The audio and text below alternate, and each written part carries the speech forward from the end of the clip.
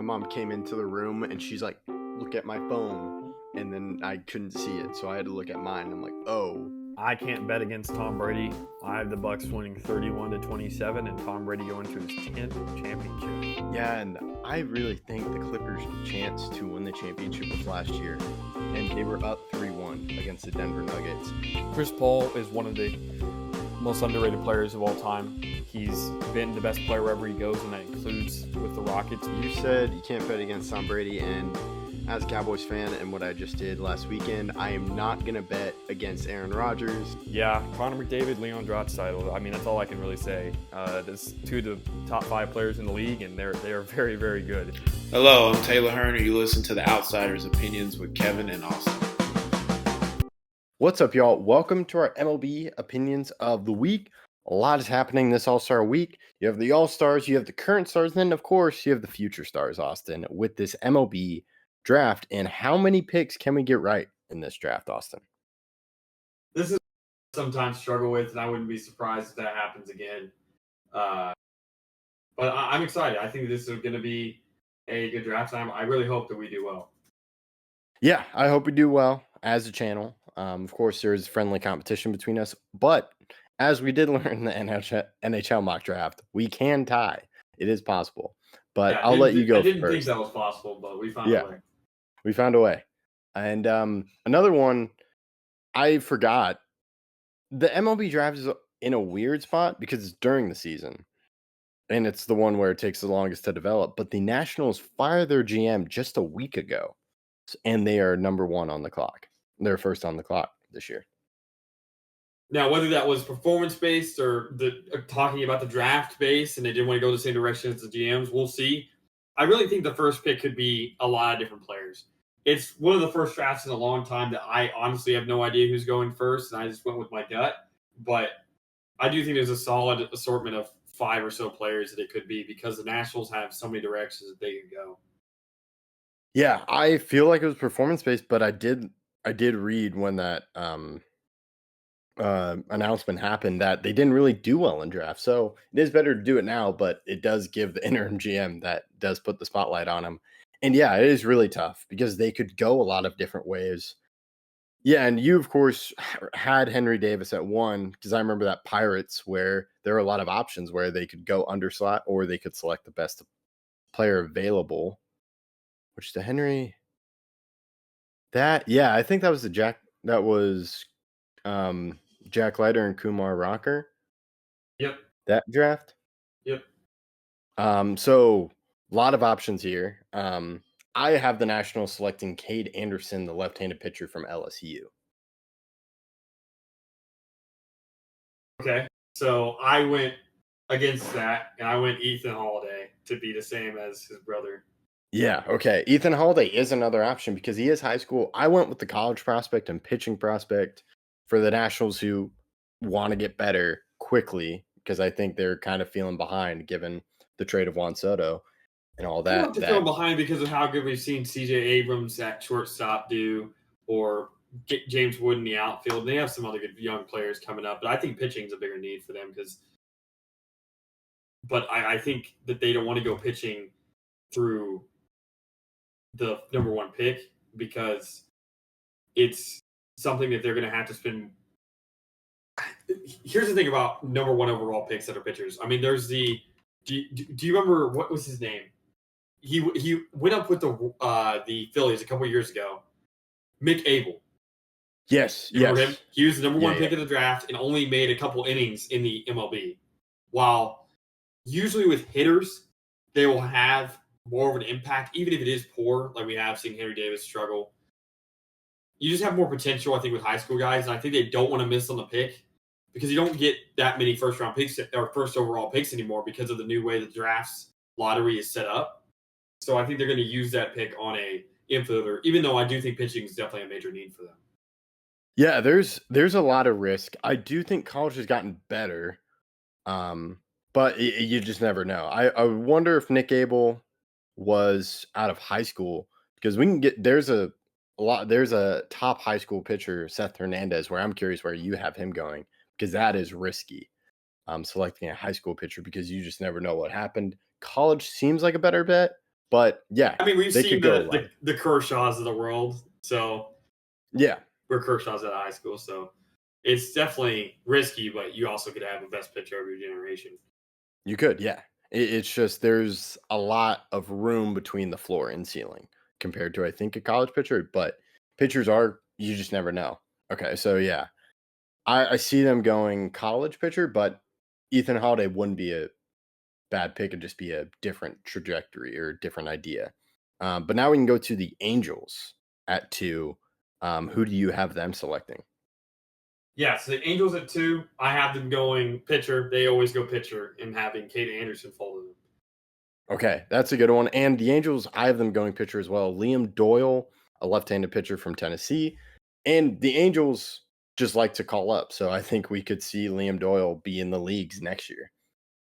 So yeah, I feel like if he was on the board for if Kate Anderson was not on the board, that they would take Liam Doyle. But with him being on the board, I think he's a better pitcher of the two.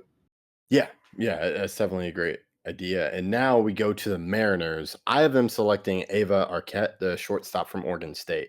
They're a team that historically has gone college players, especially in the first round. That's who I have. All right. So different on first 1 and 2, but we agree on 3. Then who do you have at 4? This is where I have Liam Doyle going. So you don't have him on the board, so we can't be the same. But I think that he falls here. I feel bad though because the Rockies just struggle with pitching prospects, but I think they have to take one because their pitching has just been so historically bad over the last 2-3 seasons. That's a great point, and it would make sense for them to go pitcher. But the Rockies have an interesting way of making decisions.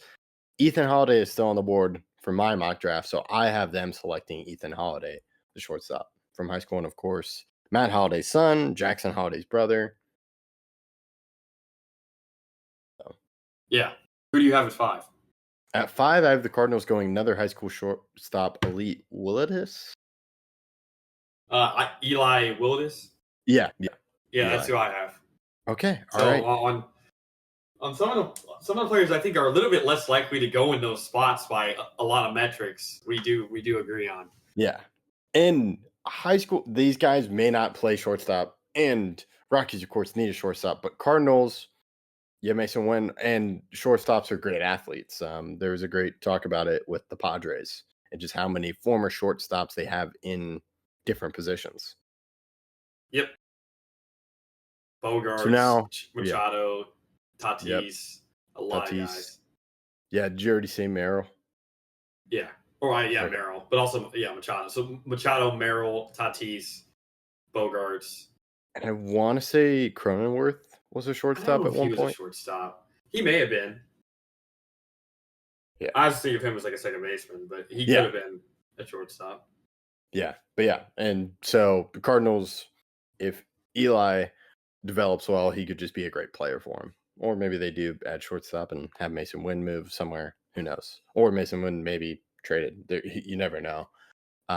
So it's just kind of going best player available. Now we go to 6. And I mentioned Seth Hernandez being a risky pitcher because of that high school pitcher. There is such a difference between this guy could be one of the best pitchers in the league, or he may not even make it to the league. I have the Pirates selecting Seth Hernandez. That's who I have as well. The Pirates are in a situation where I think trying to hit a home run is worth it because of the Paul Skeens situation. You don't know if he's going to get traded or if he's going to sign long term. You don't know what's going to happen. So I think that they go in a risky move here and take the high school right-hander. All right. Now we go to the Marlins. Who do you have them selecting? I have them taking JoJo Parker, the shortstop. Okay. All right. I have them selecting Billy Carlson, the shortstop. Okay. Who do you have at 8? 8, the Blue Jays. I have them selecting Jamie Arnold, the pitcher from Florida State. That's who I have them taking. We're going like every other pick for a little bit. That's insane. Now we go to the Reds. Who do you have them selecting? I have them taking Ike Irish out of Auburn. Ooh, almost. We do not agree on this one. I have them selecting Kyson Witherspoon, the pitcher from Oklahoma. Okay. I have him falling a little bit, but I still have him up here. But you mentioned Ike Irish. That's who I have the White Sox selecting at number 10. Okay, this is where I had Billy Carlson going, who I think you had the Marlins taking. Yes, yes. And now we go to 11 with the Athletics. And I had them taking Merrick Houston, a college level shortstop, and I think they go the college route for their bats. That's who I have them. I have them going college bat as well. College shortstop Wahia Aloy from Arkansas. I have Aloy falling a little bit, but he's Okay. still in my first round. Yeah, I know he was later, but I could see the Athletics going under slot and selecting him high. I think Houston's kind of the same way. I don't think Houston would go. Houston's probably not a top 15 pick unless he goes to the Athletics. Yeah, that's a great point. Now we go to the Rangers at 12. I have them. I've read that they're going the high school route. I have them selecting Daniel Pierce, the shortstop from high school. Okay. I do not have them going Pierce. I have them taking a high school shortstop, but I have them taking Steele Hall. Ooh, okay. Who do you have at 13? At 13, I have Brendan Summerhill, the outfielder. Okay, that is also I have Brendan Summerhill at 13. Awesome. Who do you have the Rays taking at 14? So I know you and I don't agree on this one because you had him going to the Rangers at 12. Steele Hall, I have going at 14. This is where I have Kyson Witherspoon going. Okay, all right. Then 15 is maybe me a little bit hoping, but Gavin Kylan, the infielder from Tennessee, was drafted out of the high school by the Red Sox, didn't sign with them. I have the Red Sox getting him back to Boston. I have Gavin Killen going here too. Oh my gosh. This must be a record with how many picks we have. Now the Twins, I have Tyler Bremnar, the pitcher from UC Santa Barbara, going at 16. Yeah, I don't have Bremner going here. This is where I had Daniel Pierce going. Got it. Okay. Now we go to the Cubs at 17. I have them selecting Gage Wood, the pitcher from Arkansas. This is where I have Wahia Aloy. Okay. Okay. At Arkansas. All right. Now, who do you have the Diamondbacks selecting? I've been taking Caden Bodine. Oh, okay. All right. The catcher. Yes. I saw some people mocking him. I have them going Gabe Fine, high school infielder. Okay. Now we go to 19. I have the Orioles selecting Marique Houston, the shortstop from Wake Forest. Yeah, this is where I have Tyler Bremner going. I think you have him going at 16. Yes. Yeah, that sounds about right. Yes, yeah. The pitcher to the Twins. Now, who do you have the Brewers selecting? I have the Brewers selecting at 20, Jace LaViolette. Okay. Oh, that's actually who I have going there as well. Jace Laviolette, the outfielder from Texas A&M. Yep. That's insane. We'll have to count at the end of this how many we have. Yeah, we will. 21, I have the Astros selecting Caden Bodine, the catcher from Coastal Carolina. I have them going catcher, but he's off the board, so I have them going Luke Stevenson. All right. So that is actually my next pick at 22, Luke Stevenson. At 22, I have the left-handed pitcher, Jack Bauer, out of high school. Okay. All right. Then 23, who do you have the Royals selecting? Cruz Schoolcraft, another left-handed pitcher that's out of high school. That's also who I have them selecting. That's insane. 24 of the Tigers selecting Jason Cunningham, the shortstop from high school. Okay, we're really close. This is where I have Cage Wood going. Okay.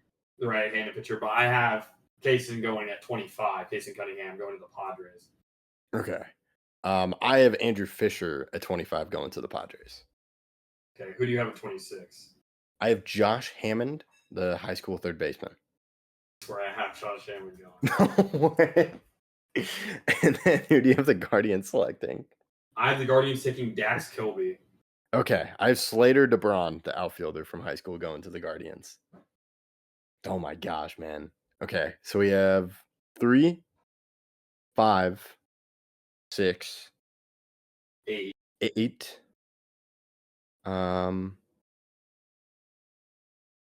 13. 15.